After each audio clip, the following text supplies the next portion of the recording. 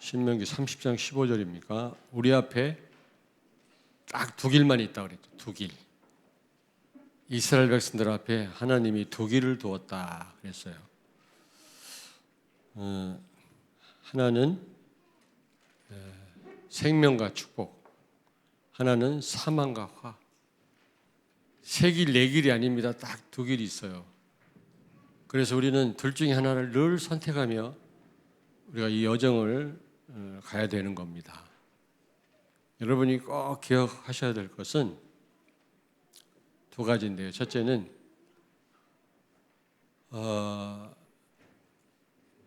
두 길 그 배후에 두 배경이 있다는 사실을 아셔야 돼요. 조금 전에 얘기했습니다마는 여러분이 잘못 선택하면 흑암의 역사가 있고 잘 선택하면 성령의 역사가 따릅니다. 눈에는 안 보이지만 여러분이 제대로 선택하면 그게 사는 길입니다.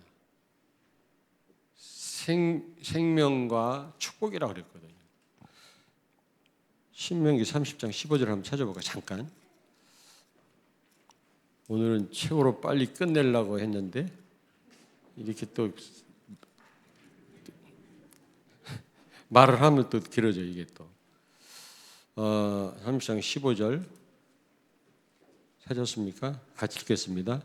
보라, 내가 오늘 생명과 복과 사망과 화를 내 앞에 두었나니. 19절을 같이 읽겠습니다. 19절, 내가 오늘 하늘과 땅을 불러 너희에게 증거를 삼노라. 내가 생명과 사망과 복과 저주를 내 앞에 두었은즉 너와 내 자손이 살기 위하여 생명을 택하고 그랬잖아요. 딱 두 길입니다, 여러분. 세 길, 네 길이 아니에요.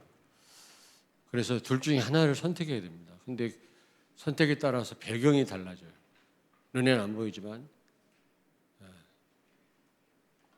그래서 우리는 제대로 선택을 해야 됩니다. 근데 결과가 금방 선택에 따라서 결과가 금방 나타나는 경우도 있지만 한참 있다가 나타난다는 사실. 거의 금방 결과가 나타나지 않습니다. 그게 쌓여서 나중에 결과로 나타나거든요. 무슨 얘기인지 아시겠습니까? 여러분이 잘못 선택해가지고 금방 흑암이 역사하고 금방 무슨 문제가 생기고 그럴 수도 있습니다만은 사실은 그렇게 되지 않습니다. 좀 시간이 좀 지나야만 그 결과가 나타나거든요.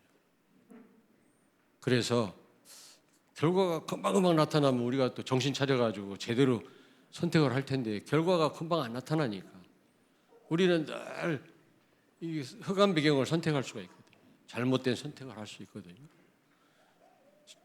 뭐라고 얘기했습니까? 잠언에도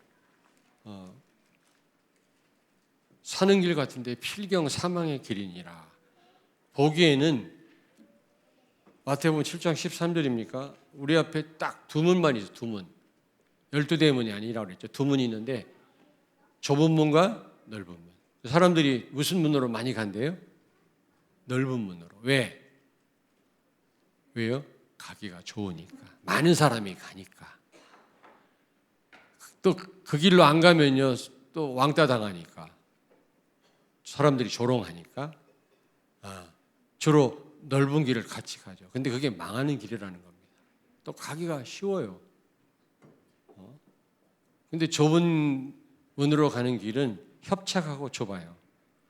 또 많은 사람이 가지 않습니다. 근데 그게 사는 길이란 말이에요.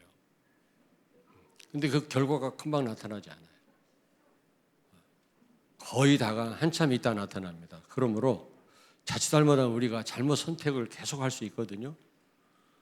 제가 볼 때 오바댜는 어떤 상황에서도 그는 믿음을 선택했다고 생각합니다. 그 결과로 이런 그 악한 왕에게 총애를 받고요. 많은 중요한 일들을 교회사에 남는 역사를 일으켰거든요. 그런 결과가 나타난 겁니다. 그게 하루아침에 확 나타난 게 아니란 말이에요. 우리 너무 또 결과만 또 이렇게 관심이 많은데 결과는 반드시 나타나게 돼 있어요. 그거는요. 오늘이라고 하는 이 시간표 우리가 어떻게 선택하고 사느냐가 중요한 겁니다. 그래서 항상 우리는 믿음의 과정을 만들어 가야 된다. 믿음의 과정. 여러분 결과는 지금 과정에 의해서 나타나는 겁니다. 그래서 지금 이 과정이요 굉장히 중요해요. 전부 결과만 생각하더라고. 눈에 보이는 결과만. 근데 내가 이런 믿음의 과정을 우리가 만들지 않고 어떻게 좋은 결과가 있겠냐고. 여러분 너무 큰 결과만 기대하지 마시고 큰 일이든 작은 일이든 우리가 정말 믿음을 선택한다면 하나님은 오바댜 같은 증거들을 여러분에게 틀림없이 주실 것입니다. 우리 렘넌트들도 마찬가지. 여러분들도 시간이 많잖아요. 여러분들 지금부터 정말 그런 과정들을 만들어 간다면 하나님은 이 시대 정말 중요한 그런 사람들로 하나님이 전도자로 여러분을 세우실 줄로 믿습니다. 자, 오늘은 그 베델로 올라가라 하나님 말씀했는데 다시 말하면 예배를 회복해라 그 말이거든요. 예배를 회복해라. 여러분 야곱이 지금 가정의 위기를 만났어요. 그렇지 않습니까? 창세기 34장 1절부터 4절에 보니까 그 히위 족속 추장인 그 세겜에게 그 야곱의 딸 디나가 성폭행을 당한 겁니다. 성폭행을 당한 거예요. 얼마나 이게 비극적입니까, 여러분? 그 옛날에도 그런 일이 있었나 봐요. 그러니까 그의 그 오빠들과 그의 오빠들이 야곱의 아들들이 가만두면 안 되겠다 싶어가지고 어떤 방법을 썼어요? 그 히위 족속들에게 니들은 무할례자들이니까 우리 이스라엘 여자들을 그 히위 족속 남자들에게 주겠고 또 히위 족속의 여자들을 우리 이스라엘 남자들에게 주어서 서로 결혼하도록 하자. 단 너희들이 할례를 안 받았기 때문에 할례를 행해야 된다 조건이. 그러니까 그 말이 혹해가지고 히위 족속들이 남자들이 다 할례를 행한 겁니다. 이스라엘 백성들은 다 할례를 행했으니까요. 할례를 행하고 남자들이 끙끙 앓고 있을 때 남자들을 다 잡아 죽인 겁니다. 왜냐하면 전쟁할 수가 없거든요. 할례가 포경수술인데 그런 일이 있었어요. 아주 그냥 피 튀기는 그런 전쟁이 있었거든요. 야곱의 딸 디나 때문에 그의 오빠들이 화가 나가지고 세겜과 함께 그의 히 족속의 남자들을 다 할례를 행하게 하고 다 죽인 그런 사건이 있었거든요. 근데 그걸로 끝난 게 아니라 그 사건이 딱 있으니까 주변에 있는 족속들이 긴장하기 시작한 겁니다. 저 이스라엘이 또 혹시 우리를 치는 건 아닌가? 우리를 죽이는 건 아닌가? 그 여차하면 먼저 저 이스라엘 우리가 공격해야 되지 않겠나? 저들을 그냥 놔뒀다가는 우리도 저 히위 족속처럼 다 죽임당하면 어떡하냐 말이지. 그러니까 막 지금 이런 전운이 그냥 감도는 그런 상황이에요. 제대로 발 뻗고 잘 수 없는 그런 상황입니다. 그 야곱과 그의 아들들과 그 이스라엘 백성들이요. 그런 상황입니다. 그때 하나님 뭐라고 말씀합니까? 베델로 올라가라. 그때 주신 말씀이에요. 여기 보니까. 근데 왜 베델로 올라가라고 했을까요? 예? 창세기 28장에 보니까 10절에서 22절 보니까 이 에세의 낯을 피해서 칼을 피해서 야곱이 도망가다가 베델에서 잠들었잖아요. 그때 천사가 하늘로 오르락 내리락 하는 걸 보았고 하나님이 중요한 언약을 주셨어요. 너를 통해서 천한 만민이 복을 받게 하겠다. 너와 네 후손을 통해서. 그리고 다시 이 땅에 돌아오도록 하겠다.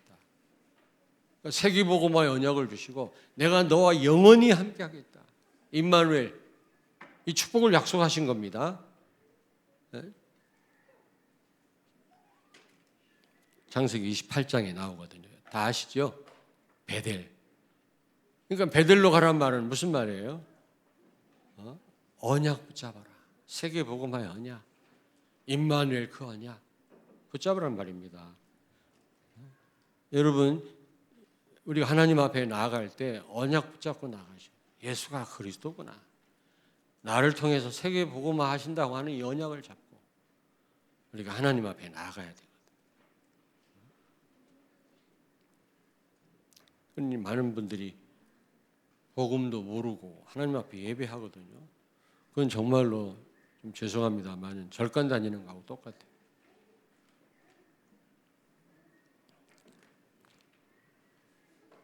언약을 제대로 붙잡아. 언약을 회복해라.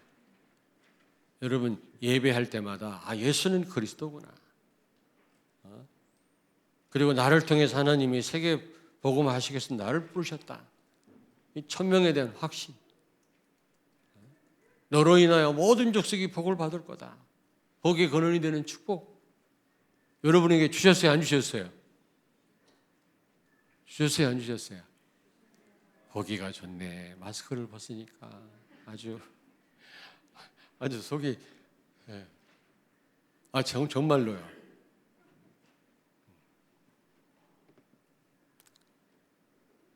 그 장례식장은 마스크를 써야 돼, 벗어야 돼? 얘기 좀 해보세요. 네? 병원 안에 있는 장례식장은 써야 돼. 무슨 얘기인지 알겠습니까? 근데 오늘처럼 따로 분리되어 있는 장례식장은 안 써도 돼. 이거 어려워 죽겠어. 이거 일일이 따지려니까 아주. 성심 거기 그 장례식장은 안 써도 됩니다.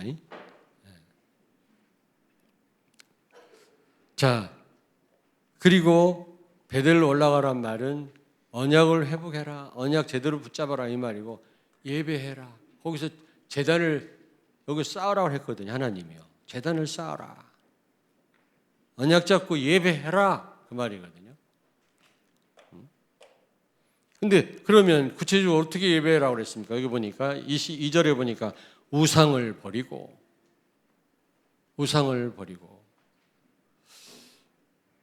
우리는 끊임없이 갈라디아서 2장 20절하고 우리는 늘 묵상하고 우리 이 부분을 늘 우리는 확인해야 되거든요. 나는 죽고 내 안에 사는 분은 그리스도다. 여러분, 나를 가장 그러니까 그 출애굽은 된 출자가 안 됐다고 그러잖아요. 구원은 받았는데 아직 내 중심이라.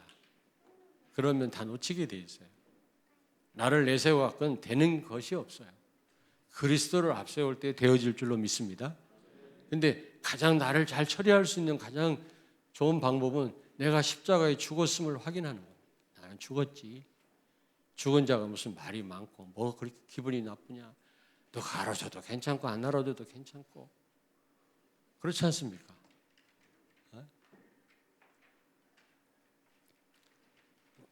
여러분 죽은 사람이 막 움직이는 걸 봤어요? 우리가 뭘 하려고 합니까? 내가 죽었는데 그리스도를 앞세우고 주님이 하시도록 그렇잖아요.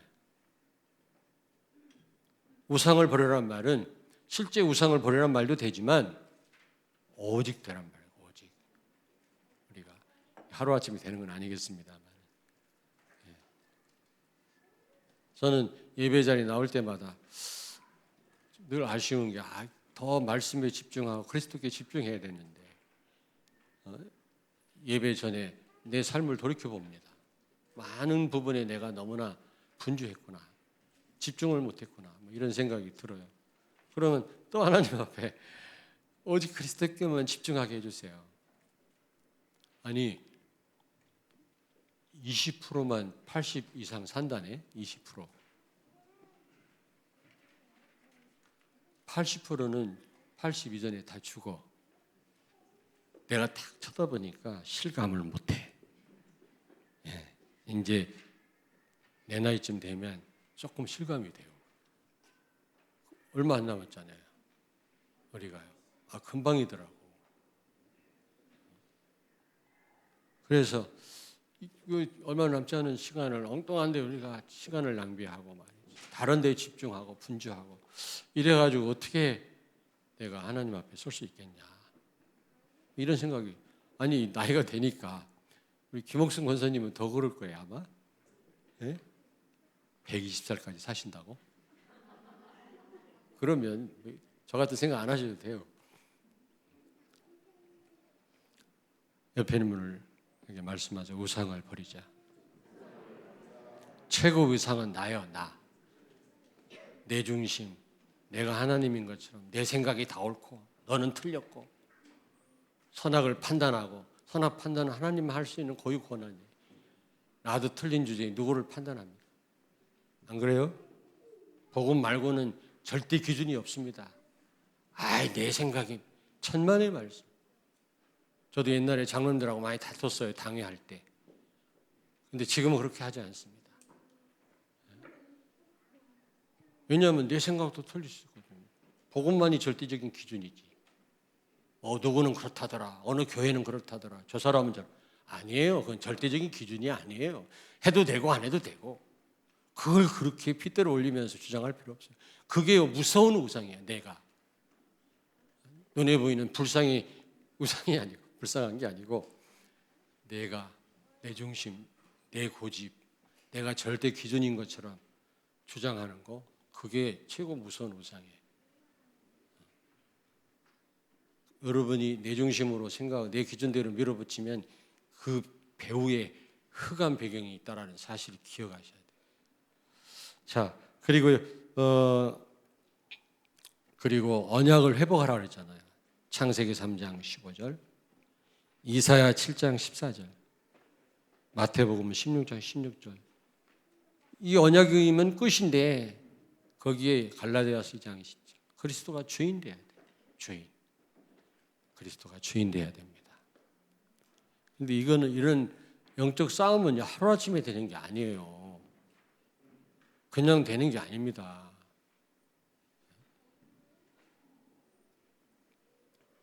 그 지푸라기, 뻣뻣한 지푸라기 집단을 소가 먹고요. 금방 소화시키는 게 아니더라고요.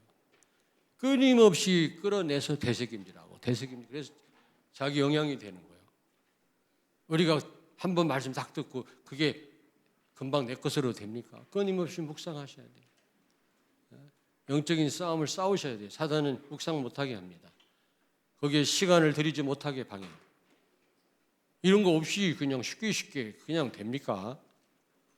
쉽게 그 뻣뻣한 지푸라기가 영양분이 되나요? 끊임없이 되새김질을 해야 돼요. 끊임없이 소가 밤새도록 위가 몇 개가 돼가지고 끌어내서 씹고 집어넣었다가 또 끌어서 위가 몇 개더라? 4개? 4개랍니다. 그러면서 단을 쌓아라 그랬잖아요. 단을 쌓아. 예배 드려라.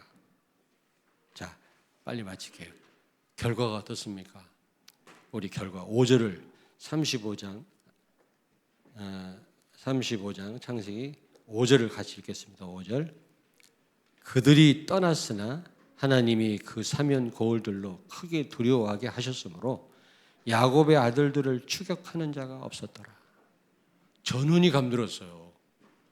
자기들이 야곱의 이스라엘 족속들한테 죽임 당할까 먼저 그들을 공격하려고 주변에 있는 족속들이 벼르고 있던 그런 상황인데, 큰 전쟁이 일어날 그런 상황인데 하나님이 그들에게 두려움을 주었다. 왜? 예배를 통해서 흑암 세력이 다 무너지는 거예요.